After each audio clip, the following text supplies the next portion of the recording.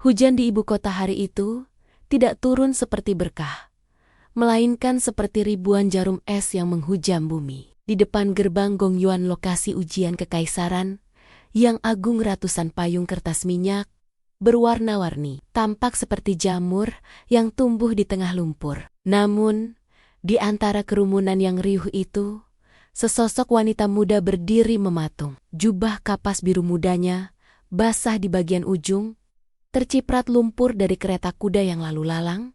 Tetapi Lin Yue tidak bergeming. Tangan ramping gadis itu menggenggam payung bambu tua dengan erat hingga buku-buku jarinya memutih. 3 tahun. Sudah 3 musim dingin berlalu sejak Lin Yue menjual jepit rambut warisan ibunya demi membiayai tinta, kertas, dan perjalanan seorang sarjana muda bernama Li Wei ke ibu kota. 3 tahun menahan lapar, menjahit, hingga jari tertusuk jarum setiap malam, hanya demi satu janji. Saat aku lulus dengan jubah merah kebesaran, tandu emas akan menjemputmu sebagai istriku. Gerbang berat berukir naga itu akhirnya terbuka. Suara derit engsel besi membelah gemuruh guntur. Satu persatu peserta ujian keluar. Wajah-wajah lelah, putus asa, dan sebagian kecil yang berseri-seri. Jantung Lin Yue berdetak lebih kencang dari tetesan hujan yang menimpa payungnya. Di sana, sosok itu muncul. Li Wei tidak terlihat lelah. Pria itu mengenakan jubah sutra, baru bukan lagi kain kasar yang dulu dijahitkan oleh Lin Yue. Wajah tampan itu berseri-seri, dikelilingi oleh beberapa rekan sesama sarjana yang tampak menjilat. Langkah kakinya mantap, penuh percaya diri. Li Wei, suara Lin Yue tercekat di tenggorokan, namun cukup keras untuk menghentikan langkah sang sarjana. Li Wei menoleh, senyum di wajah pria itu seketika lenyap, digantikan oleh ekspresi kaku yang sulit diartikan. Ada keterkejutan, sedikit rasa malu, dan kemudian dingin yang menusuk. Li Wei tidak langsung menghampiri. Pria itu berbisik pada rekan-rekannya, lalu berjalan mendekat ke arah pohon willow tempat Lin Yue menunggu. Namun, tidak ada pelukan hangat, tidak ada bina rindu. Yue, sapa Li Wei, kau datang. Kau lulus, namamu ada di papan emas urutan pertama. Ucap Lin Yue. Suaranya bergetar menahan haru. Mata bening gadis itu mencari kehangatan yang dulu selalu ada di tatapan kekasihnya. Aku sudah menyiapkan arak perayaan di penginapan murah di ujung jalan. Aku tidak bisa pergi. Li Wei memotong kalimat itu dengan cepat. Tangannya merapikan lengan jubah sutranya. Gerakan kecil untuk menghindari kontak mata. Menteri Pertahanan, Tuan Zhao, mengundangku makan malam. Beliau sangat terkesan dengan esaiku. Dada Lin Yue terasa sesak. Firasat buruk mulai merayap naik, lebih dingin dari angin utara. Makan malam, tapi janji kita, kau bilang, setelah pengumuman, janji itu dibuat saat aku bukan siapa-siapa. Yue, nada suara Li Wei berubah tajam. Pragmatis, sekarang aku adalah Zhuang Yuan, peraih nilai tertinggi. Masa depanku terbentang luas di istana. Dan untuk mendaki puncak kekuasaan, bakat saja tidak cukup. Aku butuh sandaran yang kuat. Dunia di sekitar Lin Yue seakan berhenti berputar. Suara hujan meredam, menyisakan denging sunyi yang menyakitkan di telinga. Apa maksudmu? Li Wei menghela napas panjang, seolah sedang menjelaskan hal rumit pada anak kecil yang bebal.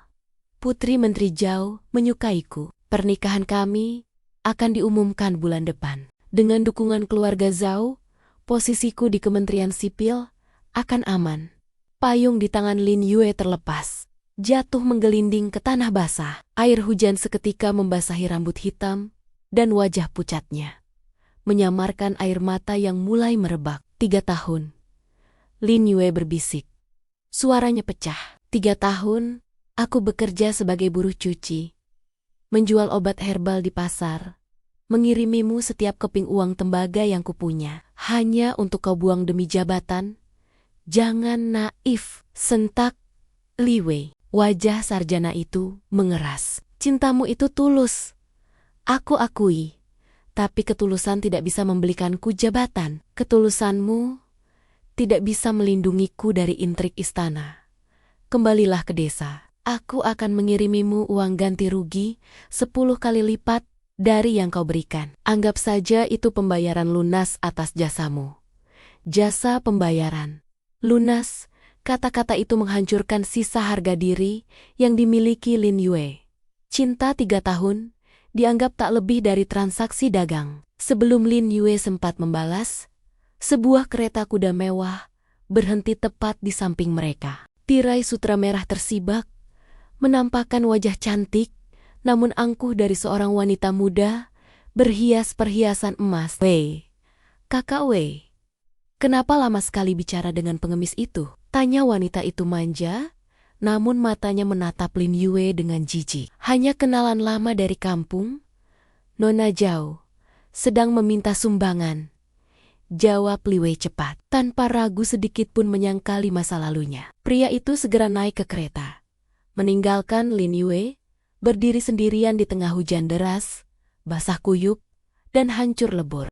Saat roda kereta melindas genangan air, memercikan lumpur kotor ke wajah Lin Yue, gadis itu tidak menghapusnya. Rasa dingin di kulitnya tidak sebanding dengan beku di hatinya. Hujan hari itu tidak hanya membasuh debu kota, tetapi juga menghapus sosok gadis polos yang percaya pada cinta abadi. Malam itu, Lin Yue pulang ke kediaman sederhana ayahnya di pinggiran ibu kota dengan tatapan kosong.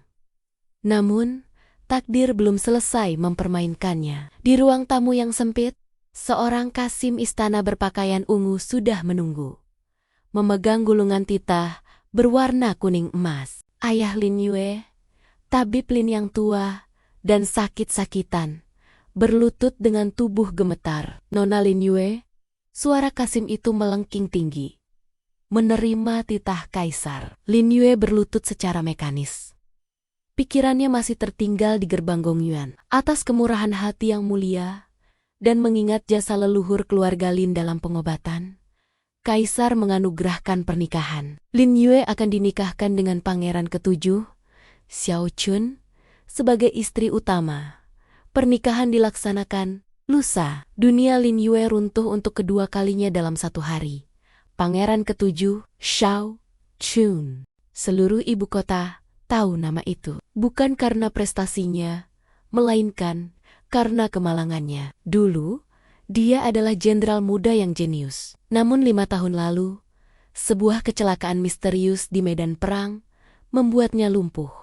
Wajahnya konon rusak terbakar, dan temperamennya berubah menjadi iblis yang kejam. Dia dijuluki Pangeran Sampah atau Pangeran Hantu. 3 tunangan sebelumnya meninggal secara misterius atau menjadi gila sebelum pernikahan terjadi.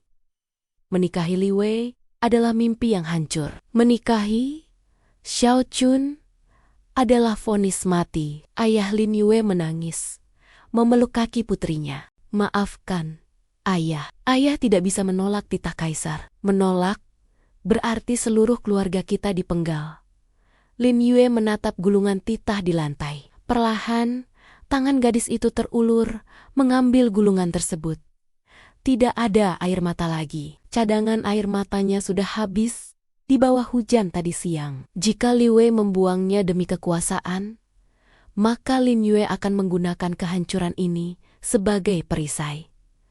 Aku terima, ucap Lin Yue datar. Matanya yang dulu hangat, kini menyiratkan ketenangan yang menakutkan. Setenang permukaan danau sebelum badai. Setidaknya, Puntato, pangeran lumpuh itu, memiliki gelar yang lebih tinggi daripada seorang sarjana pengkhianat. 2 hari kemudian, prosesi pernikahan itu berlangsung. Namun, tidak ada trompet yang memekakkan telinga. Tidak ada petasan yang membakar langit menjadi merah. Dan tidak ada barisan pelayan yang membagikan permen kebahagiaan. Tandu pengantin yang membawa Lin Yue memang berwarna merah. Tetapi merah yang suram, seolah warnanya telah pudar dimakan waktu. 4 pengusung tandu berjalan dengan langkah cepat dan diam, seakan mereka sedang membawa peti mati, bukan pengantin wanita. Di sepanjang jalan utama ibu kota, warga berkerumun, bukan untuk memberi selamat, melainkan untuk berbisik dan mencemooh. Lihat, itu Putri Tabib Lin. Kasihan sekali. Kudengar dia ditinggal nikah oleh Tuan Muda Liwei kemarin. Dan sekarang harus masuk ke lubang buaya. Bukan kasihan. Itu karma. Siapa suruh bermimpi jadi istri pejabat tinggi. Sekarang dia justru menjadi perawat orang cacat. Sesti, jangan keras-keras. Pangeran ketujuh mungkin lumpuh.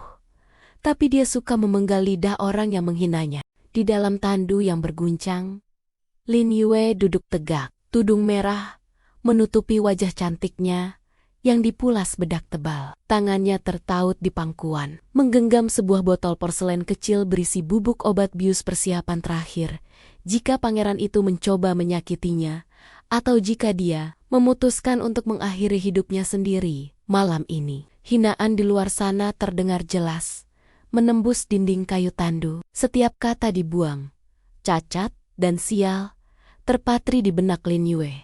Namun, rasa sakit itu justru membakar semangat aneh di dadanya. Biarkan mereka tertawa. Orang yang sudah jatuh ke dasar jurang tidak takut lagi terperosok. Tandu berhenti.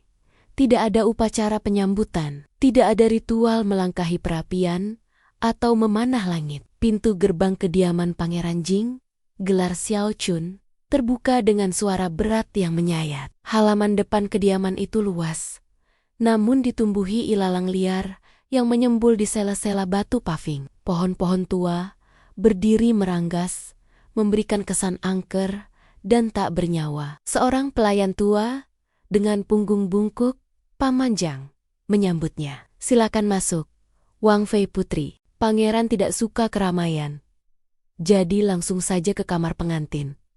Bahkan pelayan itu tidak memanggilnya dengan hormat yang layak. Nadanya lebih seperti menyuruh tamu tak diundang untuk segera menyingkir. Lin Yue turun dari tandu tanpa bantuan. Gaun pengantinnya yang berat menyapu debu lantai yang dingin. Tanpa ragu, langkah kaki mungil itu menapaki lorong-lorong sepi menuju paviliun utama. Angin malam berhembus, membuat lampion-lampion merah yang tergantung terlihat seperti mata darah yang mengawasi. Pintu kamar pengantin didorong terbuka. Ruangan itu besar, namun gelap. Hanya ada 2 lilin yang menyala, rimang-rimang di sudut ruangan, gagal mengusir kegelapan yang mendominasi. Aroma obat herbal yang tajam dan sedikit bau amis darah samar tercium di udara, menggantikan aroma dupa cendana yang seharusnya ada di kamar pengantin. Di tengah ruangan, membelakangi pintu, duduk sosok pria di atas kursi roda kayu. Lin Yue menutup pintu di belakangnya, mengunci dunia luar. Kini hanya ada dia dan sang suami yang ditakuti seluruh negeri. Keheningan merajai ruangan selama beberapa saat. Tidak ada yang bicara. Lin Yue sadar, pria itu tidak akan datang untuk membuka tudung merahnya. Maka, dengan gerakan perlahan namun pasti, tangan Lin Yue terangkat. Jemarinya menyibak kain merah sutra itu sendiri, membiarkan kain itu jatuh ke lantai. Kau punya nyali? Suara itu terdengar dalam, serak, dan sedingin es dari pegunungan utara.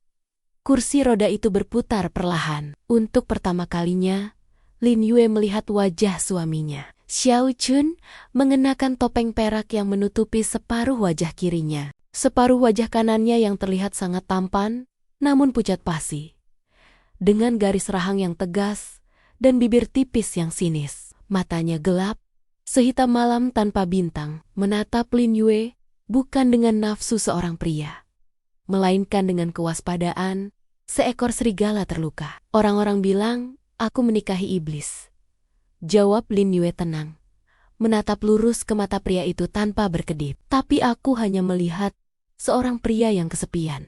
Zhao Chun mendengus tawa pendek yang meremehkan keluar dari bibirnya. Tangan pucat pria itu mencengkeram lengan kursi roda. Simpan kata-kata manismu. Aku tahu siapa kau. Kau hanya wanita buangan yang dilempar kaisar ke sini untuk memati-moti. Apakah aku benar-benar lumpuh? Atau sedang menyusun pemberontakan, bukan? Tuduhan itu tajam. Namun Lin Yue tidak gentar. Jika aku mata-mata, aku tidak akan masuk ke sini tanpa persiapan. sahut Lin Yue. Ia berjalan mendekat, mengabaikan aura membunuh yang memancar dari tubuh Xiao Chun. Aku di sini karena aku tidak punya pilihan. Sama sepertimu. Dunia membuangku karena aku miskin. Dan dunia mengucilkanmu karena kau sakit. Sakit? Xiao Chun menyipitkan mata. Mereka bilang aku cacat. Sampah. Kakimu mungkin tidak bisa berjalan. Yang mulia? Lin Yue berkata sambil meletakkan botol obat bius yang tadi digenggamnya ke atas meja. Menunjukkan bahwa ia tidak berniat menyerang. Tapi selama pikiranmu tajam, kau lebih berbahaya daripada 1000 prajurit yang bisa berlari. Xiao Chun terdiam sejenak. Tatapannya menelisik setiap inci wajah Lin Yue, mencari kebohongan. Namun yang ia temukan hanya kepahitan yang sama dengan yang ia rasakan selama 5 tahun terakhir. Tidurlah di sofa, perintah Xiao Chun akhirnya memutar kembali kursi rodanya, membelakangi Lin Yue. Jangan harap aku akan menyentuhmu. Di kediaman ini, kau hanyalah hiasan. Jika kau berulah, mayatmu akan ditemukan di sumur belakang besok pagi. Terima kasih atas peringatannya, suamiku. Jawab Lin Yue, sopan. Tanpa banyak bicara, Lin Yue melepas hiasan kepala yang berat, meletakkan jubah luar pengantinnya yang mewah, dan membaringkan tubuh di sofa kayu keras di sudut ruangan. Tidak ada selimut, udara malam menggigit tulang. Malam pengantin itu berlalu, tanpa sentuhan, tanpa kata-kata cinta. Namun, di dalam kegelapan itu, 2 jiwa yang sama-sama terluka dan dikhianati dunia, kini berada di bawah satu atap. Di balik punggungnya, Xiao Chun tidak tidur. Mata sang pangeran menatap nyalang ke kegelapan. Wanita ini berbeda. Dia tidak menangis, tidak gemetar ketakutan, dan tidak mencoba merayunya. Ada api redup di mata Lin Yue. Api yang mengingatkan Xiao Chun pada dirinya sendiri sebelum kakinya dihancurkan. Mungkin, batin Xiao Chun, permainan takdir kali ini akan sedikit menarik. Sementara itu, jauh di kediaman Menteri Zhao, pesta pernikahan Li Wei berlangsung megah. Namun sang pengantin pria menatap bulan dengan gelas arak di tangan, merasakan kekosongan aneh yang mulai mengetuk pintu hatinya. Sebuah penyesalan yang baru saja lahir, namun belum ia sadari sepenuhnya. Pagi di kediaman Pangeran Jing datang tanpa kehangatan matahari. Kabut tebal menyelimuti pavilion-pavilion kosong yang cat merahnya mulai mengelupas, menciptakan suasana sendu, seakan waktu telah berhenti berputar di tempat ini. Lin Yue terbangun sebelum ayam jantan berkokok. Kebiasaan bangun pagi saat masih menjadi gadis desa yang harus mencari kayu bakar tidak hilang begitu saja, meski kini statusnya adalah Wang Fei, istri pangeran. Namun, kenyataan pahit langsung menyambutnya. Tidak ada pelayan yang datang membawakan air cuci muka. Baskom tembaga di sudut kamar tetap kering dan berdebu. Para pelayan di kediaman ini yang sebagian besar adalah mata-mata kiriman istana atau orang buangan yang malas jelas tidak menghormati nyonya baru mereka. Bagi mereka, Lin Yue hanyalah wanita desa yang nasibnya sedang sial. Sama tidak berharganya dengan tuan mereka yang lumpuh. Tanpa mengeluh, tangan halus gadis itu menyingsingkan lengan baju. Lin Yue mengambil ember kayu, berjalan menuju sumur di halaman belakang, menimba air dingin yang menusuk tulang, dan membasuh wajahnya sendiri. Air dingin itu menyegarkan pikiran, menyapu sisa mimpi buruk tentang gerbang ujian kekaisaran. Langkah kaki ringan membawanya ke dapur umum. Aroma bubur basi dan sisa lemak babi menyengat hidung. Koki kepala, seorang pria gemuk dengan wajah berminyak, sedang tertidur di bangku panjang. Lin Yue tidak membangunkannya. Gadis itu memeriksa bahan makanan. Hanya ada beras pecah kulit, sayuran layu, dan sedikit daging ayam yang warnanya mulai membiru. Mereka memberi makan pangeran dengan sampah seperti ini. Batinnya geram. Pantas saja tubuh Xiao Chun begitu kurus dan pucat. Ini bukan sekadar pengabaian. Ini adalah pembunuhan perlahan. Dengan cekatan, jari jemari yang terbiasa meracik obat itu mulai bekerja. Lin Yue memilah beras yang masih bagus, memotong bagian sayur yang busuk, dan menemukan beberapa potong jahe serta akar astragalus kering di lemari obat pribadinya yang ia bawa dari rumah. Ia memasak bubur obat sederhana, namun menghangatkan perut dan melancarkan aliran darah. Saat nampan kayu berisi bubur panas itu dibawa ke kamar utama, Xiao Chun sudah duduk di kursi rodanya, menghadap jendela yang terbuka. Punggung pria itu tegak, kaku, seolah sedang menahan beban langit di bahunya. "Siapa yang menyuruhmu masuk?" Suara bariton itu terdengar tanpa pria itu menoleh. "Sarapan, Yang Mulia," jawab Lin Yue tenang, meletakkan nampan di meja. Xiao Chun memutar kursi rodanya.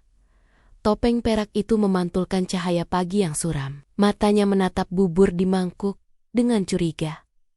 "Aku tidak lapar." "Bawa pergi. Atau kau sudah membubuhkan racun di dalamnya atas perintah kaisar?" "Jika aku ingin membunuhmu, aku tidak perlu racun," balas Lin Yue sembari mengambil mangkuk itu dan menyendoknya sendiri, lalu memakannya satu suap. "Lihat, tidak mati." Tindakan berani itu membuat alis sang pangeran terangkat sedikit. Wanita ini benar-benar tidak tahu tata krama atau memang tidak peduli pada nyawanya. "Tubuhmu dingin, Yang Mulia. Hawa lembab di kediaman ini memperburuk kakimu. Bubur ini dicampur jahe dan astragalus untuk mengusir angin jahat dari meridianmu," jelas Lin Yue, menyodorkan mangkuk itu lagi. Xiao Chun menatap mata istrinya. Tidak ada ketakutan di sana, hanya ketegasan seorang tabib yang menghadapi pasien bebal. Akhirnya, tangan pucat itu mengambil mangkuk. Suapan pertama terasa asing, hangat, gurih, dan nyaman di perut. Berbeda dengan makanan berminyak dan dingin yang biasa dilempar pelayan ke kamarnya. Tanpa sadar, mangkuk itu kosong. "Kakimu," ucap Lin Yue tiba-tiba setelah meletakkan nampan kosong. "Izinkan aku memeriksanya." "Jangan lancang." Bentakan itu keluar spontan. Xiao Chun mencengkeram lengan kursi rodanya hingga uret-uret tangannya menonjol. Kakinya adalah aib terbesar, simbol kehancurannya. Tidak ada yang boleh melihatnya. Namun Lin Yue sudah berlutut, tanpa mempedulikan aura membunuh yang memancar dari tubuh suaminya. Tangan wanita itu menyingkap selimut yang menutupi kaki Xiao Chun. Kaki itu kurus, otot-ototnya menyusut karena lama tidak digunakan.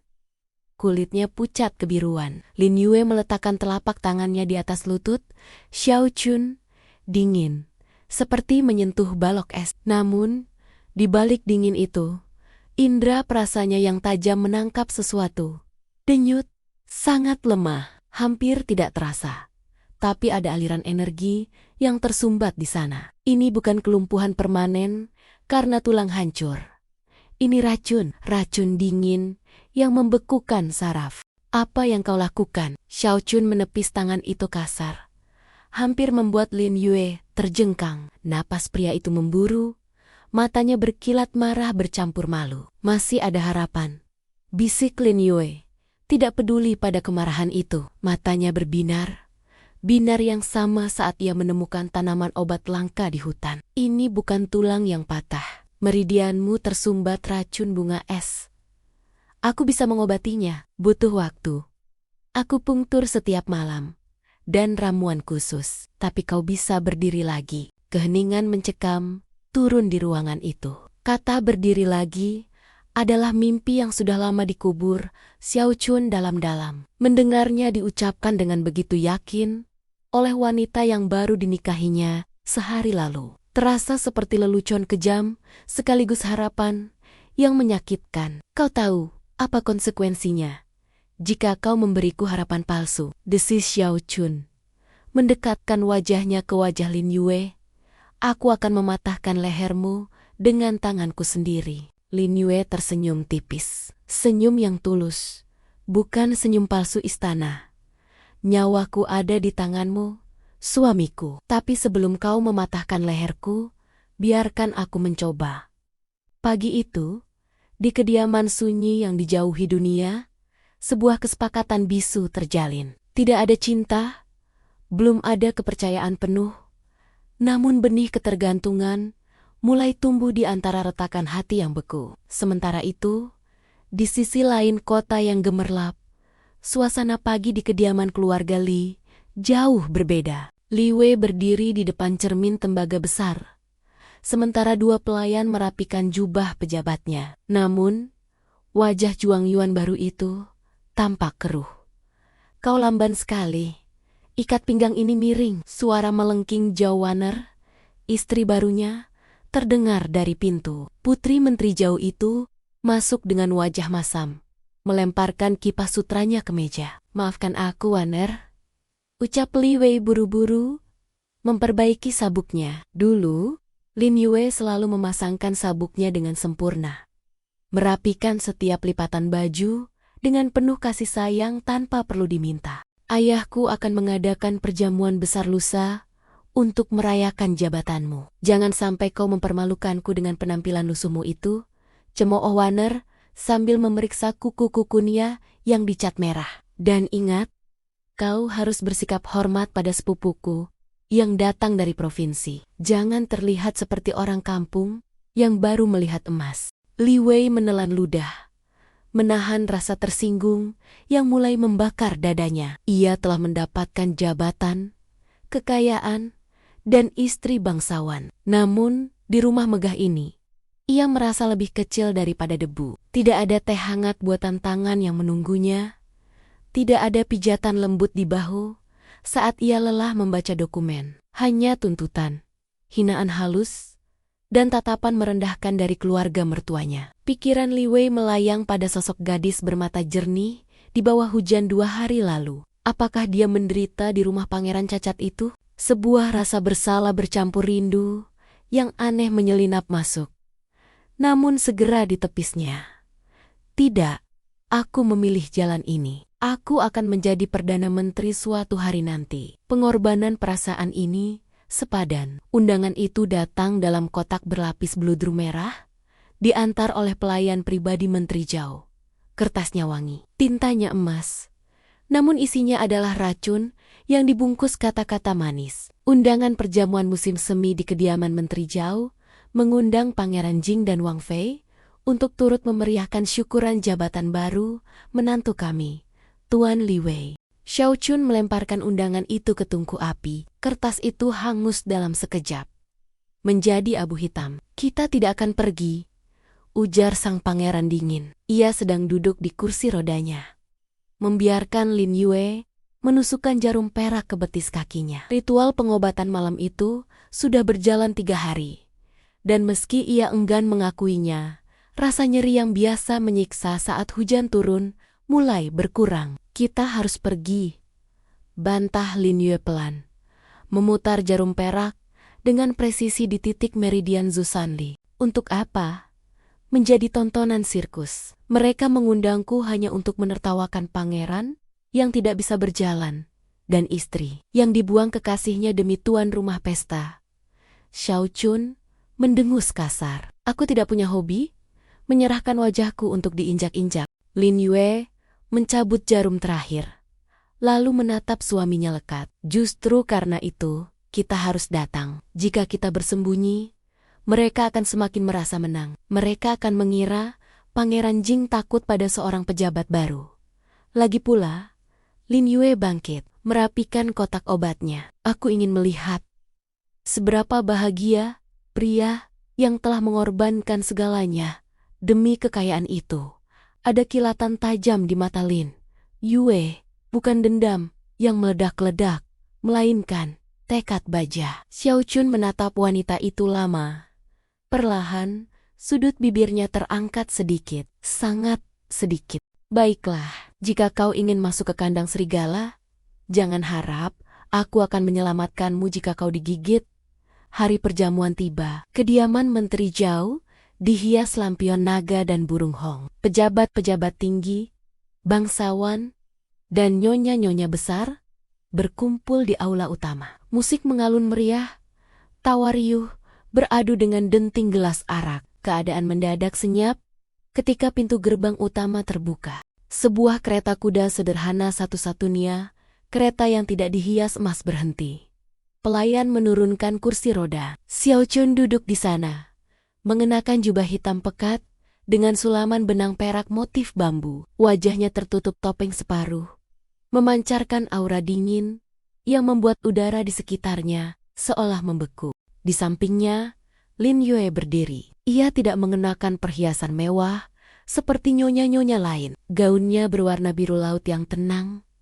Bahannya biasa, namun potongannya pas membalut tubuh rampingnya, memberikan kesan anggun yang bersahaja. Wajah cantiknya dipulas tipis, namun justru itu yang membuat kecantikan alaminya bersinar di antara wajah-wajah bergincu tebal. Li Wei, yang sedang memegang cawan arak di tengah ruangan, terpaku. Jantungnya berdegup kencang melihat Lin Yue. Gadis itu tampak berbeda. Bukan lagi gadis desa yang polos. Ada aura kebangsawanan yang memancar dari ketenangannya. Lihat siapa yang datang? Suara cempreng Zhao Waner memecah keheningan. Istri Li Wei itu berjalan mendekat dengan langkah angkuh. Gaun merahnya menyapu lantai. Kakak Lin Yue. Dan, Pangeran Jing. Kami tidak menyangka kalian berani menampakkan wajah di sini. Tawa kecil terdengar dari kerumunan. Selamat atas pernikahanmu, Nona Zhao, dan selamat untuk Tuan Li atas jabatannya, ucap Lin Yue tenang. Suaranya jernih mengalun tanpa getar sedikitpun. Terima kasih, jawab Waner dengan senyum mengejek. Aku dengar kehidupan di kediaman pangeran sangat sunyi. Kasihan sekali kakak Lin. Dulu bermimpi menjadi istri pejabat, sekarang malah menjadi perawat purna waktu. Pasti lelah, harus mengurus segala kebutuhan suami yang tidak berdaya. Kata tidak berdaya ditekan sedemikian rupa hingga terdengar sangat kasar. Wajah Li Wei memucat. Ia ingin menegur istrinya, namun nyalinya ciut melihat tatapan tajam ayah mertuanya dari kursi utama. Xiao Chun tetap diam. Matanya menatap lurus ke depan, seolah Waner hanyalah lalat yang berdengung. Kelelahan melayani suami adalah kehormatan bagi seorang istri. Balas Lin Yue tak kalah tajam, namun tetap sopan. Setidaknya, suamiku adalah pangeran berdarah murni kekaisaran. Pahlawan yang pernah membela negara. Mengurusnya jauh lebih mulia daripada menjadi istri yang hanya bisa menghabiskan uang hasil jerih payah ayahnya. Wajah Waner memerah padam. Hinaan halus itu telak mengenai sasarannya. Kerumunan mulai berbisik-bisik, mengagumi keberanian istri sang pangeran lumpuh. Berani sekali kau, pekik Waner. Hilang sudah topeng sopan santunnya.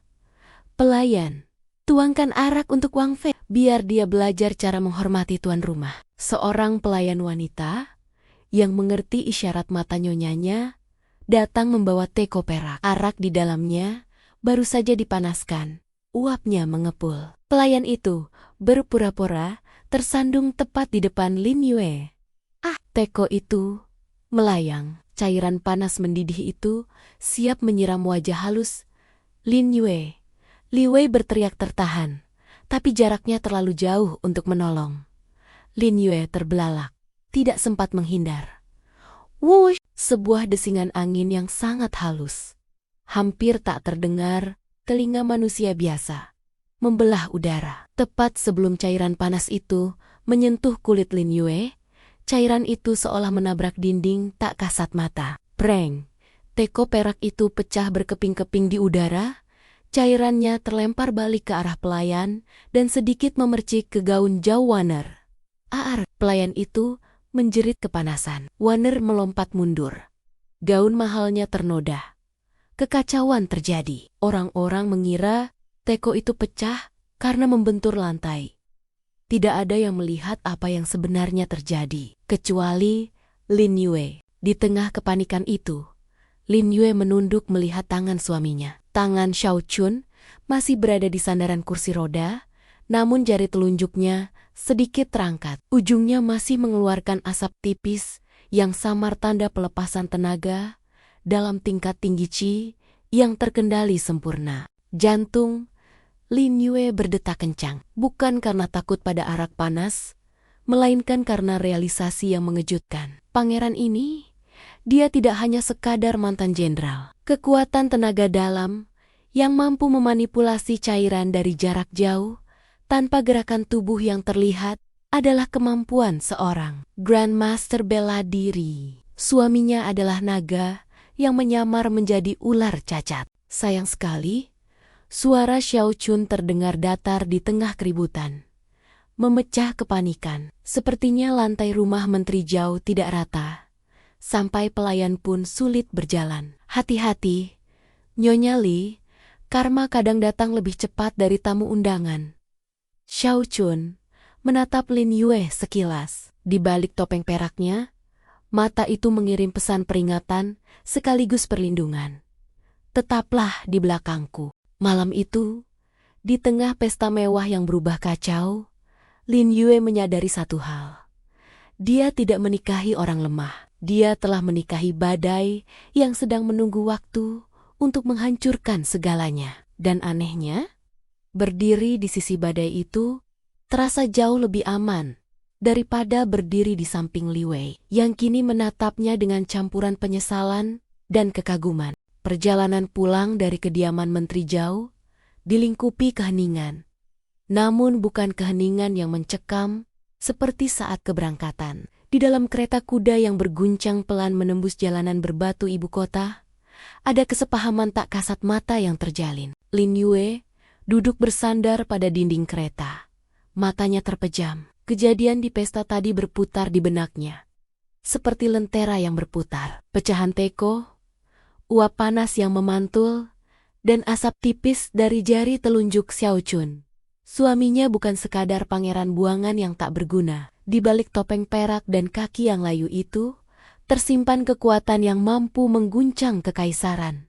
Tiba di kediaman Pangeran Jing, malam sudah larut. Bulan purnama menggantung tinggi, menyinari halaman yang penuh ilalang dengan cahaya perak pucat. Istirahatlah, perintah Xiao Chun, singkat saat pelayan membantunya turun ke kursi roda. Pangeran itu langsung menuju ruang kerjanya, meninggalkan Lin Yue yang menatap punggung tegap itu dengan 1000 pertanyaan. Malam itu, tidur enggan menghampiri Lin Yue. Suara jangkrik dan desau angin di antara pohon bambu terdengar lebih keras dari biasanya. Sekitar jam tikus tengah malam, rasa haus memaksanya bangun. Langkah kaki tanpa alas membawanya ke dapur. Namun, saat melewati lorong yang menghadap ke taman belakang area, terlarang yang dikelilingi tembok tinggi, matanya menangkap kilatan cahaya. Bukan cahaya lampu, melainkan pantulan sinar bulan pada logam dingin. Rasa penasaran mengalahkan rasa takut. Lin Yue mendekat, bersembunyi di balik pilar kayu besar yang catnya sudah mengelupas. Pemandangan di depannya membuat napas gadis itu tercekat. Di tengah taman yang sunyi, kursi roda itu kosong. Sosok pria berjubah putih berdiri tegak di atas rerumputan. Tidak ada tanda-tanda kelumpuhan pada kakinya. Tubuh itu bergerak meliuk, membelah udara dengan pedang panjang di tangan. Gerakannya bukan sekadar tarian pedang biasa. Itu adalah seni membunuh tingkat tinggi. Cepat, senyap, dan mematikan. Setiap tebasan pedang menciptakan gelombang angin yang membuat dondon bambu berguguran tanpa menyentuh tanah. Keringat membasahi kening Xiao Chun. Wajah di balik topeng perak itu menyiratkan rasa sakit yang luar biasa. Setiap kali kakinya menjejak tanah untuk melakukan kuda-kuda, rahangnya mengeras, menahan siksaan dari racun yang menggerogoti tulangnya. Pangeran itu sedang memaksa tubuhnya yang hancur untuk mengingat kembali kejayaan masa lalunya. Krak. Lin Yue tidak sengaja menginjak ranting kering. Bunyi kecil itu terdengar seperti ledakan meriam di kesunyian malam. Gerakan pedang berhenti seketika. Dalam sekejap mata begitu cepat, hingga mata biasa tak mampu mengikutinya, sosok putih itu melesat. Angin dingin menerpa wajah Lin Yue, dan detik berikutnya, punggungnya menghantam pilar kayu. Ujung pedang yang tajam dan dingin sudah menempel di leher halusnya. Sedikit saja tekanan, darah akan tumpah. Sudah kukatakan, suara Xiao Chun terdengar seperti bisikan iblis. Napasnya memburu di telinga Lin Yue. Mata hitam itu berkilat merah, penuh niat membunuh. Orang yang tahu rahasiaku hanya punya dua pilihan. Menjadi mayat atau menjadi bisu selamanya. Lin Yue tidak menjerit.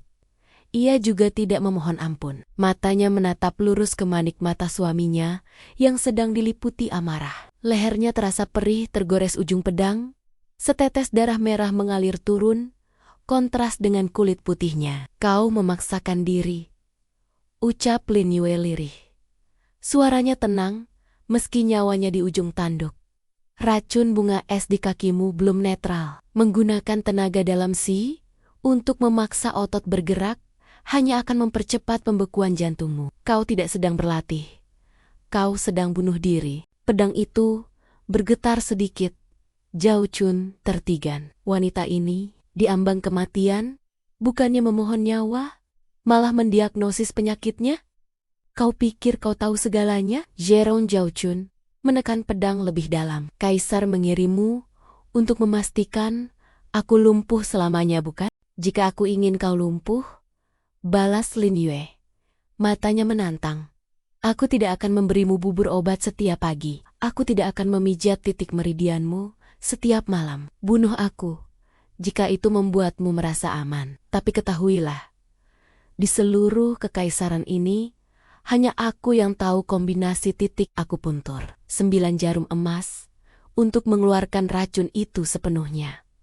Kalimat terakhir itu membuat pertahanan Zhao Chun goyah. 9 jarum emas, teknik pengobatan legendaris yang sudah punah ratusan tahun lalu. Perlahan, pedang itu ditarik menjauh. Zhao Chun mundur selangkah. Tubuhnya tiba-tiba limbung. Rasa sakit akibat memaksakan tenaga dalam menyerang balik. Kakinya lemas, dan tubuh gagah itu ambruk. Namun, tubuhnya tidak menghantam tanah dingin. Lengan ramping Lin Yue dengan sigap menangkapnya. Menahan berat tubuh pria itu sekuat tenaga. Mereka jatuh terduduk bersama di atas rumput. Bodoh, rutuk Lin Yue. Napasnya tersengal. Tangan gadis itu segera meraba pergelangan tangan Zhao Chun, memeriksa denyut nadi yang kacau balau. Kau terlalu terburu-buru. Dendam tidak bisa dibayar jika kau mati konyol. Zhao Chun menepis tangan itu lemah, namun tidak ada tenaga tersisa. Ia menatap wajah istrinya dari jarak yang sangat dekat. Tidak ada ketakutan, hanya kekhawatiran tulus seorang tabib. Kenapa? Tanya Zhao Chun Paro. Kenapa kau menolongku? Aku bisa saja membunuhmu tadi. Karena kita senasib. Jawab Lin Yue sambil merobek ujung lengan bajunya untuk membalut luka gores di lehernya sendiri. Lalu beralih menyeka keringat dingin di dahi suaminya. Dunia menertawakanmu, dan dunia membuangku. Jika kau hancur, aku tidak punya tempat berlindung. Jadi, mari buat kesepakatan. Zhao Chun menyipitkan mata. Kesepakatan apa? Aku akan menyembuhkan kakimu sampai kau bisa berjalan tanpa rasa sakit. Bahkan berlari dan bertarung seperti dulu. Sebagai gantinya, Lin Yue menatap tajam. Saat kau berhasil merebut kembali kekuasaanmu, lindungi aku. Beri aku tempat di mana tidak ada seorang pun, termasuk Li Wei atau keluarga Zhou, yang bisa menghinaku lagi. Malam itu, di bawah sinar bulan, sebuah aliansi terbentuk. Bukan di atas kertas perjanjian, melainkan di atas kepercayaan yang rapuh antara dua jiwa yang terbuang. Zhao Chun menatap wanita di hadapannya dengan pandangan baru. Baik, bisik sang pangeran, sembuhkan aku, dan aku akan memberikan dunia di bawah kakimu. Waktu berlalu seperti air sungai yang mengalir, tak terasa namun pasti. Sebulan telah berlalu sejak insiden di taman malam itu. Bagi Li Wei, sebulan ini terasa seperti setahun di neraka. Gelar Zhuang Yuan yang ia banggakan ternyata tidak lebih dari sekadar gelar kosong di istana. Di Kementerian Sipil, ia hanya diberi tugas menyalin dokumen tua. Setiap usulannya ditolak menti-menta oleh pejabat senior yang merupakan kroni mertuanya. Mereka memandangnya bukan sebagai sarjana jenius, melainkan sebagai anjing peliharaan Menteri Zhao. Di rumah, keadaannya lebih parah. Zhao Waner, istri yang ia nikahi demi kekuasaan, menunjukkan watak aslinya. Wanita itu boros, kasar, dan sering pulang larut malam setelah berjudi mayang dengan istri pejabat lain. Tidak ada teh hangat, tidak ada senyum menyambut, hanya tuntutan akan uang dan keluhan bahwa gaji Li Wei terlalu kecil. Sore itu, Li Wei pulang dengan kepala pening. Ia baru saja dimarahi oleh atasan di depan banyak orang karena kesalahan yang tidak ia perbuat. "Tuan muda sudah pulang?" sapa pelayan tua di pintu gerbang. "Di mana Nyonya?" tanya Li Wei lemas. Nyonya pergi ke kediaman pangeran keempat untuk pesta minum teh. Beliau berpesan tidak akan pulang makan malam. Li Wei menghela napas panjang. Ia berjalan gontai menuju ruang kerjanya yang dingin. Di atas meja menumpuk surat tagihan belanja Warner. Rasa sesak menghimpit dadanya. Tanpa sadar, tangannya membuka laci meja paling bawah, mengambil sebuah sapu tangan tua bersulam bunga lili. Sulaman itu kasar, tidak sehalus buatan penjahit istana. Tapi Li Wei tahu jari-jari Lin Yue berdarah berkali-kali saat menyulamnya di bawah cahaya lilin temaram demi memberinya hadiah keberuntungan sebelum ujian. "Yuer," bisiknya pada ruang kosong. Bayangan wajah Lin Yue yang tenang dan berwibawa di pesta sebulan lalu menghantuinya. Gadis itu tampak begitu bersinar, bahkan saat berdiri di samping pangeran cacat. Kontras sekali dengan dirinya yang semakin hari semakin layu, tergerus ambisi yang salah arah. Didorong rasa gelisah, Li Wei keluar rumah. Kakinya melangkah tanpa tujuan, hingga akhirnya sampai di pasar ibu kota yang ramai. Bau rempah dan suara pedagang sedikit mengalihkan kepenatannya. Tiba-tiba, matanya menangkap sosok yang familiar. Di depan kios tanaman obat, berdiri seorang wanita mengenakan cadar tipis, namun postur tubuh dan aura anggun itu tidak mungkin salah. "Lin Yue?" Gadis itu sedang memilih akar ginseng. Berbicara akrab dengan pedagang tua, tidak ada pelayan yang mengawal. Namun ia tidak terlihat menyedihkan, justru sebaliknya. Ia terlihat bebas. Jantung Li Wei berpacu. Tanpa pikir panjang, ia menerobos kerumunan. "Yuer." Lin Yue menoleh. Mata jernih di balik cadar itu menyipit sedikit. Mengenali pria di hadapannya. Namun tidak ada bina rindu di sana. Hanya ketenangan yang dingin. "Tuan Li," sapanya sopan, namun berjarak. Kebetulan sekali bertemu di sini. Li Wei terengah-engah, menatap wajah mantan kekasihnya dengan tatapan lapar. "Kenapa kau sendiri? Di mana pelayanmu? Apakah pangeran cacat itu tidak memberimu uang belanja sampai kau harus ke pasar rakyat seperti ini?" Lin Yue meletakkan ginseng pilihannya, membayar pedagang, lalu menatap Li Wei datar. "Aku suka memilih obatku sendiri. Dan tolong jaga bicaramu, Tuan Li. Kau sedang membicarakan suami sahku?" "Suami?" Li Wei tertawa getir. "Jangan bohong padaku, Yuer. Aku tahu kau menderita. Pria itu lumpuh. Dia tidak bisa memberimu nafkah batin. Dia tidak punya masa depan. Kau pasti kesepian." Langkah Li Wei makin mendekat, mencoba meraih tangan Lin Yue, namun gadis itu mundur selangkah dengan gerakan halus. Menghindari sentuhan itu, seolah Li Wei adalah penyakit menular. "Dengar, aku menyesal," ucap Li Wei cepat. Suaranya merendah, memohon. "Aku salah menilai Warner. Dia wanita gila. Tapi posisiku sekarang sudah mulai stabil. Yuer, tinggalkan Xiaochun. Aku akan menyewakan rumah untukmu di pinggir kota. Jadilah selirku. Aku berjanji akan menyayangimu lebih dari istri utamaku. Kita bisa seperti dulu lagi."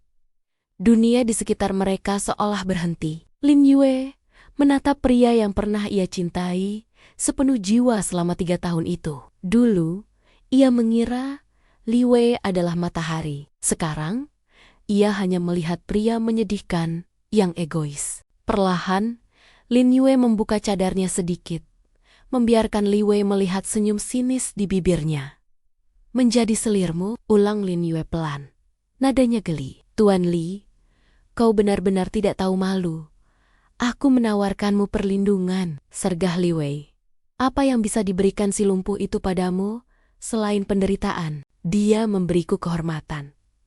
potong Lin Yue, tegas. Matanya berkilat tajam. Suamiku, Pangeran Jing, mungkin kakinya tidak bisa berjalan saat ini. Tapi dia tidak pernah merangkak di bawah kaki orang lain demi jabatan. Dia tidak pernah menjual harga dirinya demi kekayaan. Dan yang paling penting, Lin Yue melangkah maju satu langkah, membuat Li Wei refleks mundur karena intimidasi yang memancar dari gadis itu. Dia tidak pernah mengkhianati janji yang dia buat. Dibandingkan denganmu yang gagah, tapi berjiwa kerdil, suamiku jauh lebih layak disebut pria sejati. Kau, wajah Li Wei memerah padam, antara marah dan malu karena beberapa orang mulai menonton. Jangan pernah temui aku lagi.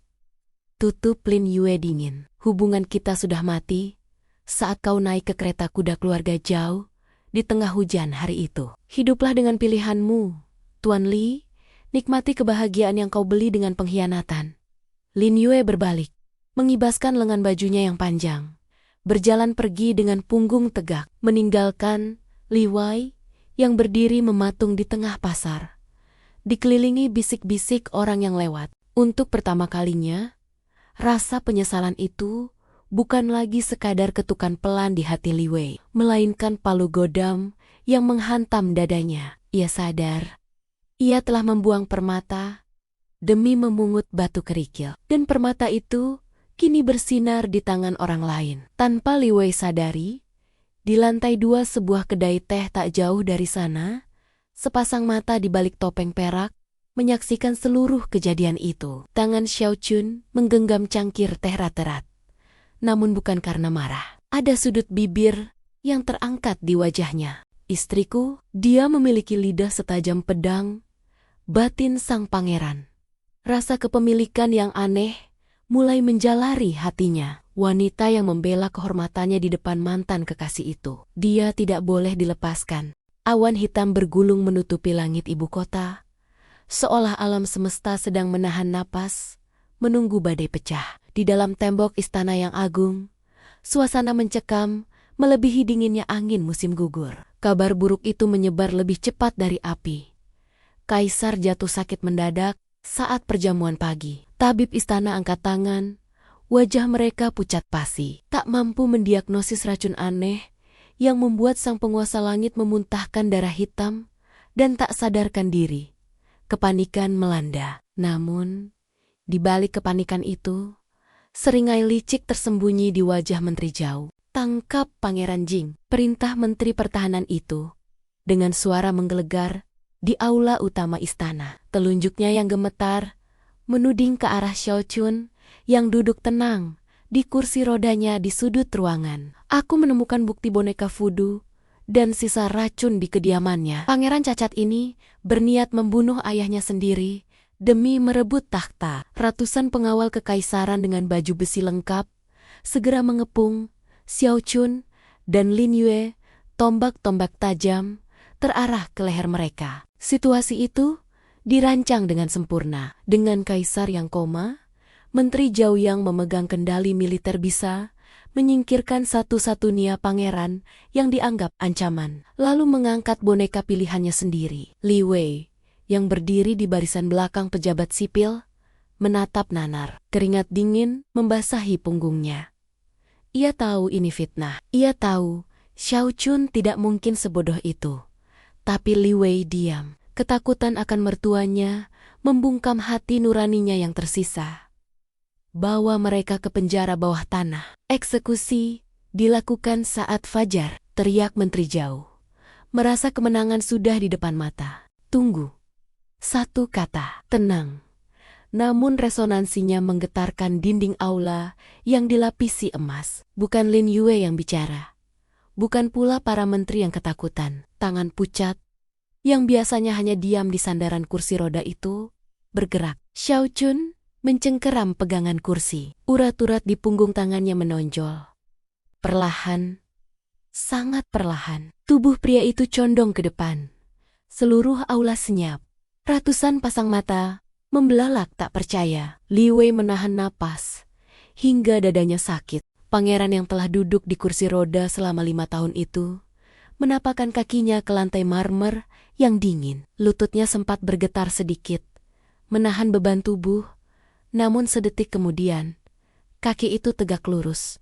Xiao Chun berdiri, tingginya yang menjulang, bahu lebarnya yang tegap, dan aura membunuh yang selama ini ditekan, kini meledak keluar seperti bendungan jebol. Topeng perak di wajahnya memantulkan kilat dari luar jendela, membuatnya tampak seperti dewa perang yang baru turun dari langit. "Siapa yang berani menyentuh istriku?" Suara itu rendah, berat, dan penuh ancaman. Para pengawal yang tadi mengacungkan tombak kini mundur selangkah dengan lutut gemetar. Aura Qi yang memancar dari tubuh Xiao Chun begitu pekat hingga membuat udara terasa sesak. "Kau, kakimu."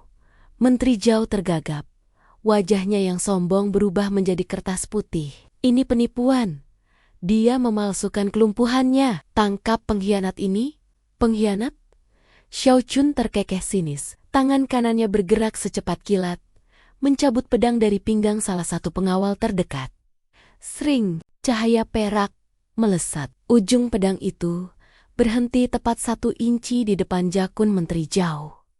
Kecepatan itu di luar nalar manusia biasa. "Yang meracuni kaisar bukan aku," ucap Xiao Chun dingin. Ia menoleh pada Lin Yue yang berdiri tenang di samping kursi roda kosongnya. "Yue, tunjukkan pada mereka."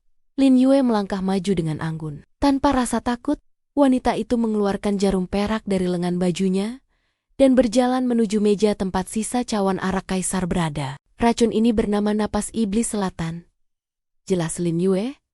Suaranya lantang menggema di seluruh aula. "Racun ini tidak bekerja jika diminum langsung. Ia harus diaktifkan oleh aroma dupa tertentu."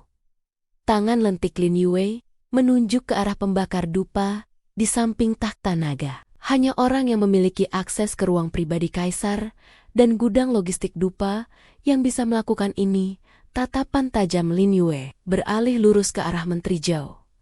"Menteri Zhao, bukankah menantumu, Tuan Li Wei, baru saja dipindahkan ke bagian logistik istana bulan lalu?" Semua mata kini tertuju pada Li Wei.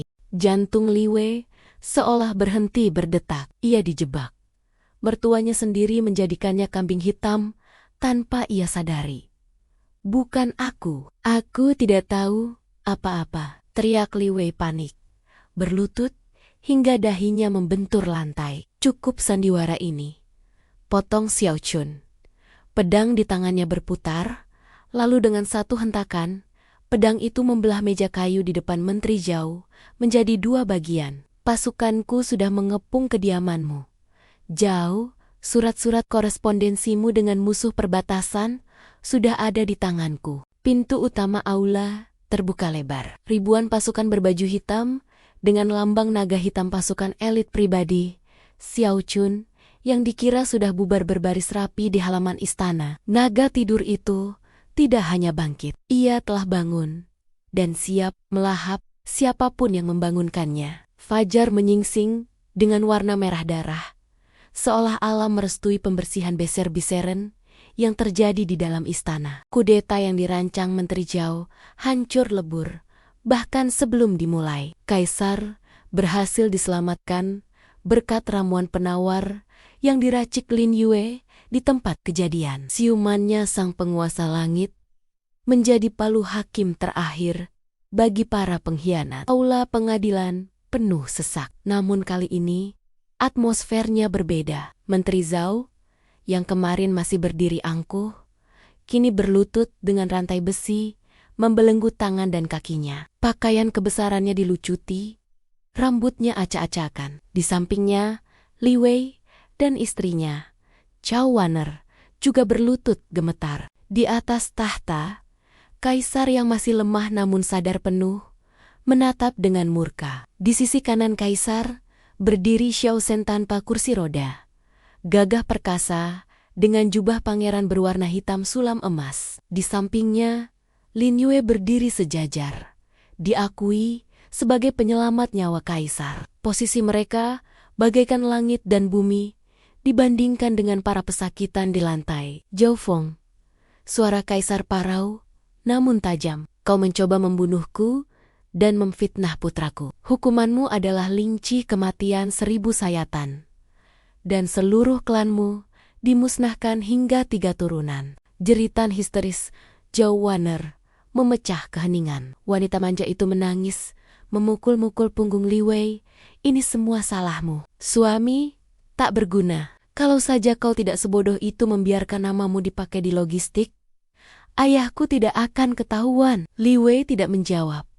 Tatapannya kosong. Ia menatap lantai marmer yang memantulkan wajahnya yang kotor dan menyedihkan. Karirnya hancur, mimpinya menjadi Perdana Menteri musnah. Dan wanita di sampingnya, yang ia nikahi demi kekuasaan, kini menunjukkan wajah aslinya yang buruk rupa. Li Wei, panggil Kaisar. Tubuh sarjana itu tersentak. Kau, meskipun kau tidak meracik racun itu, ketidaktahuanmu dan ambisimu membuatmu menjadi alat pengkhianatan. Gelar juangwanmu dicabut, hartamu disita, kau dan istrimu diasingkan ke perbatasan utara untuk menjadi budak kerja paksa seumur hidup. Vonis itu bagaikan petir di siang bolong. Budak kerja paksa di utara berarti kematian perlahan dalam dingin dan lapar. Pengawal mulai menyeret mereka keluar. Saat Li Wei diseret melewati podium tempat Xiao Chun dan Lin Yue berdiri, ia mendongak. Waktu seakan melambat. Li Wei melihat Lin Yue, mantan kekasihnya itu, tidak menatapnya dengan kebencian.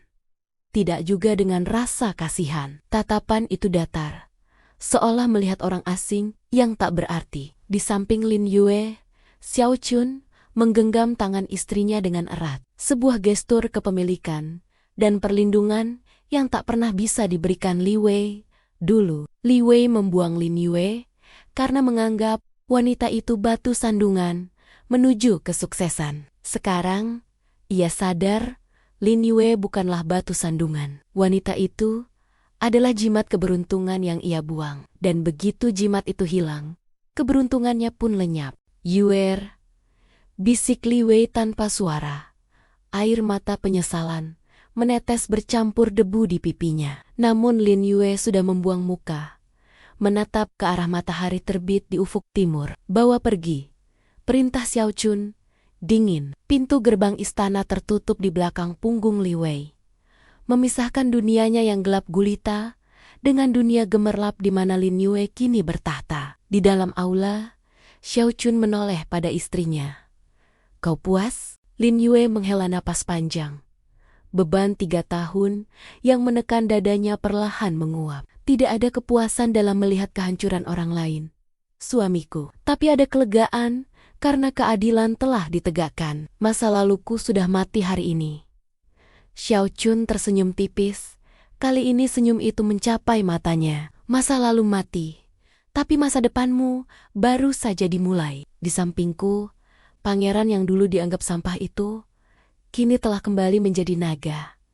Dan sang naga tidak terbang sendirian. Ia memiliki Phoenix yang mendampinginya. Kaisar memandang putranya dan menantu yang cerdas itu dengan bangga. Xiao Chun, kau telah membuktikan kesetiaan dan kemampuanmu. Mulai hari ini, kutunjuk kau sebagai putra mahkota, penerus tahta kekaisaran.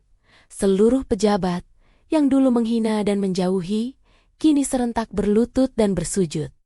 Hidup putra mahkota, hidup putri mahkota. Gema suara itu membumbung tinggi, menjadi saksi bisu bahwa roda nasib telah berputar 180 derajat. Bagi mereka yang sabar dan setia, kemenangan akan datang pada waktunya. Bagi mereka yang khianat, hanya penyesalan yang tersisa mengetuk pintu hati yang kosong.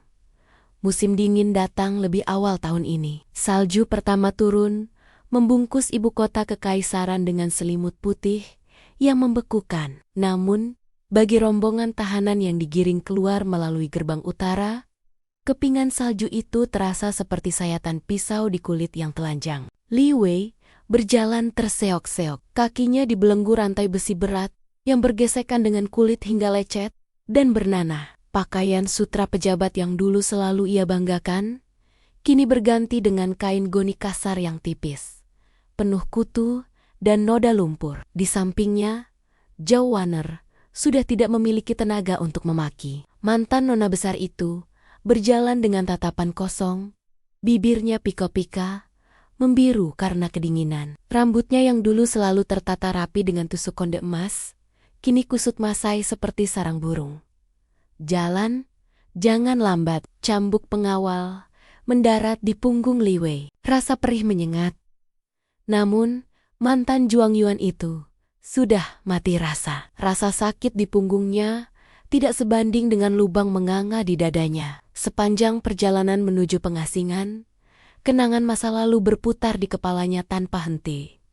Menyiksanya lebih kejam daripada siksaan fisik apapun. Tiba-tiba, terdengar suara trompet dan genderang dari arah berlawanan. Minggir! Rombongan putra mahkota dan putri mahkota akan lewat, teriak komandan pengawal. Para tahanan dipaksa berlutut di pinggir jalan yang berlumpur salju. Kepala mereka ditekan, paksa mencium tanah. Namun, Li Wei melawan. Dengan sisa tenaga yang ada, pria itu mendongak. Dari kejauhan, sebuah iring-iringan megah mendekat. Kereta kencana berlapis emas yang ditarik oleh 8 kuda putih gagah melaju perlahan. Tirai jendela kereta tersibak sedikit oleh angin musim dingin, menampakkan 2 sosok di dalamnya. Di sana duduk Xiao Chun, mengenakan jubah naga hitam bersulam emas, wajahnya tampan dan berwibawa tanpa topeng. Dan di sampingnya, Lin Yue. Wanita itu mengenakan jubah bulu rubah putih yang terlihat sangat hangat dan lembut. Wajah cantiknya merona sehat, bibirnya menyunggingkan senyum tipis saat mendengarkan ucapan sang suami. Tangan Xiao Chun terlihat menggenggam tangan Lin Yue, sesekali menggosoknya pelan untuk menyalurkan kehangatan. Pemandangan itu begitu indah, begitu harmonis, sekaligus begitu menyakitkan bagi Li Wei. Dulu, tangan itulah yang ia lepaskan. Dulu, senyum itulah yang ia hianati. Dulu, kehangatan itulah yang ia tukar dengan fata morgana kekuasaan. Yuer, suara itu keluar dari tenggorokan Li Wei tanpa bisa ditahan. Serak, putus asa, dan memilukan. Pria itu mencoba berdiri, meronta dari pegangan pengawal, menyeret rantai besinya yang bergemerincing ribut. Yuer, ini aku, lihat aku. Keributan itu menarik perhatian. Di dalam kereta, Lin Yue menoleh. Mata bening sang putri mahkota bertemu dengan mata merah dan kotor milik tahanan di pinggir jalan. Waktu seakan berhenti. Li Wei berharap melihat kemarahan. Ia berharap Lin Yue akan turun dan memukulinya, atau meludahinya. Setidaknya, itu berarti ia masih dianggap ada. Namun, tidak ada emosi di mata Lin Yue. Wanita itu menatapnya seperti menatap pohon kering di pinggir jalan atau batu yang tak bernama. Tatapan itu kosong, asing, jauh seolah-olah sejarah 3 tahun. Mereka tidak pernah ada. Lin Yue tidak memerintahkan kereta berhenti. Ia hanya memalingkan wajahnya kembali, menatap suaminya, lalu menutup tirai jendela perlahan. Serat, tirai tertutup. Cahaya itu hilang selamanya. Tidak, Yuer. Maafkan aku. Aku salah. Aku menyesal. Li Wei meraung. Air matanya tumpah, membasahi wajah yang penuh debu. Kembalilah. Aku akan melakukan apa saja. Jangan tinggalkan aku. Sebuah tendangan keras dari pengawal menghantam dada Li Wei, membuatnya tersungkur ke dalam lumpur salju yang dingin. Diam, budak. Kau mengganggu ketenangan putra mahkota? Li Wei terbatuk. Darah segar mewarnai salju putih di depan wajahnya. Tubuhnya menggigil hebat, bukan karena dinginnya udara, tapi karena dinginnya penyesalan yang akhirnya merasuk hingga ke tulang sumsum. Saat kereta kencana itu menjauh, membawa serta kehangatan dan masa depannya yang hilang, Li Wei teringat momen di bawah gerbang ujian 3 tahun lalu. Saat itu hujan turun, dan Lin Yue memegang payung untuknya, melindunginya agar tidak basah sedikit pun, meski bahu gadis itu sendiri kuyup. Sekarang, di tengah badai salju ini, tidak ada lagi payung. Tidak ada lagi kehangatan. Yang ada hanyalah dingin yang abadi. Ketukan di pintu hatinya kini terjawab. Namun yang datang bukanlah pengampunan, melainkan gema kesunyian yang akan menemaninya hingga akhir hayat di tanah pengasingan. Li Wei memejamkan mata, membiarkan salju menimbun tubuhnya yang gemetar, berharap ini semua hanyalah mimpi buruk yang panjang. Tapi sayangnya, ini adalah realitas yang ia ukir sendiri.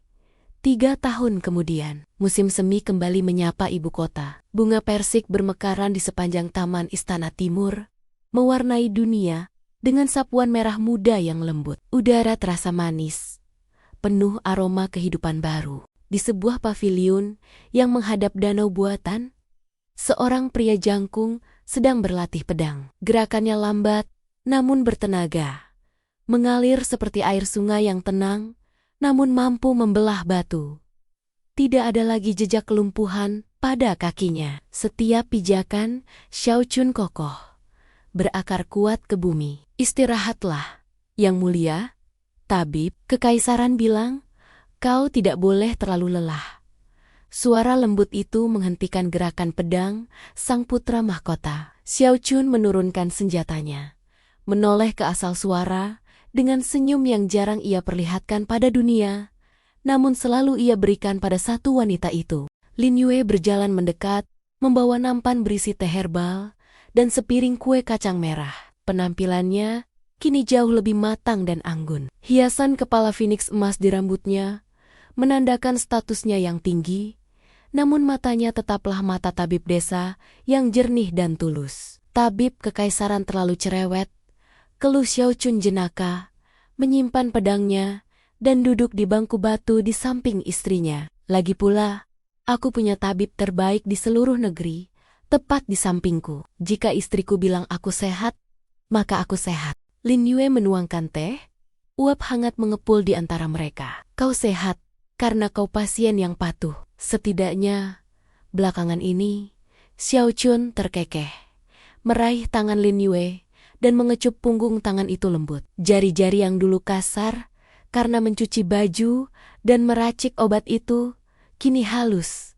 Namun Xiao Chun tidak pernah melupakan kekuatan yang tersimpan di dalamnya. Tangan inilah yang menariknya keluar dari jurang keputusasaan. Ada kabar dari perbatasan utara, ucap Xiao Chun tiba-tiba, nadanya sedikit berubah serius. Lin Yue berhenti menuang teh sejenak, lalu melanjutkan gerakannya dengan tenang. Oh, penyakit wabah menyerang kamp kerja paksa bulan lalu. Banyak tahanan yang tidak selamat karena kondisi fisik yang lemah dan kurang gizi.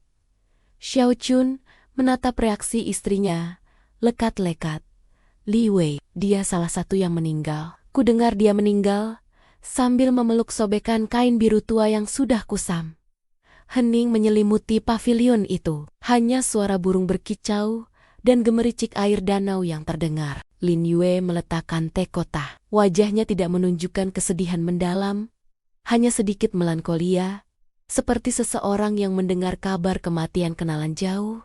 Kain biru tua, itu adalah warna jubah yang ia pakai saat menunggu di gerbang ujian dulu. Semoga dia menemukan ketenangan di kehidupan selanjutnya, gumam Lin Yue pelan, lalu menatap suaminya. Masa lalu sudah selesai, Chun.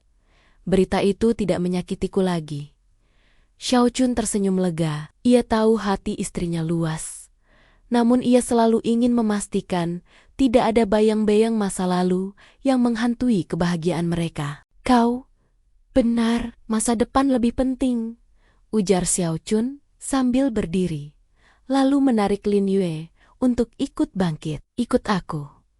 Mereka berjalan bersisian menaiki tangga menuju menara tertinggi di istana. Dari sana, seluruh pemandangan ibu kota terhampar luas. Atap-atap rumah penduduk, pasar yang ramai, asap dapur yang mengepul, dan hamparan sawah di kejauhan. Sebuah kekaisaran yang damai dan makmur. Angin musim semi menerbangkan ujung jubah mereka, membuat kain hitam dan emas itu menyatu dalam tarian angin. Lihatlah, Yuer, bisik Xiao Chun, merangkul bahu istrinya. Dulu aku dikurung di kursi roda, memandang dunia dari balik jendela sempit dengan penuh kebencian. Kau datang, mendobrak pintu kamarku, memaksaku minum obat pahit, dan menusukku dengan jarum. Kau tidak hanya menyembuhkan kakiku, kau menyembuhkan caraku melihat dunia. Lin Yue bersandar di dada bidang suaminya, mendengarkan detak jantung yang kuat dan irama napas yang tenang. Dan kau?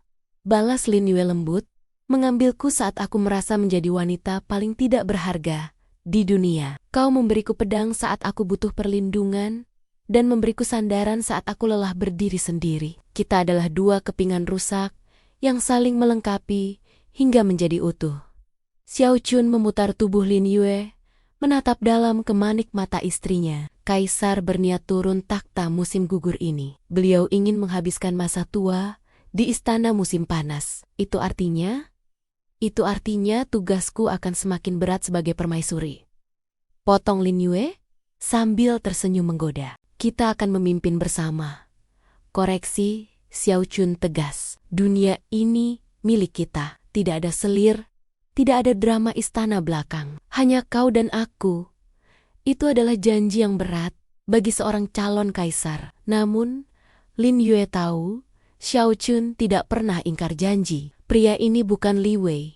Cintanya bukan transaksi, dan kesetiaannya bukan barang dagangan. Di bawah langit biru yang luas, di atas puncak kekuasaan tertinggi, sepasang manusia yang pernah dibuang oleh takdir itu kini berdiri sebagai pemenang. Mereka membuktikan bahwa cinta sejati tidak tumbuh dari kemewahan atau janji manis semata, melainkan dari kesetiaan menemani saat badai menerpa. Penyesalan mungkin mengetuk hati mereka yang pergi, namun bagi mereka yang bertahan, kebahagiaan telah membuka pintunya lebar-lebar, menyambut masa depan yang cerah tanpa akhir.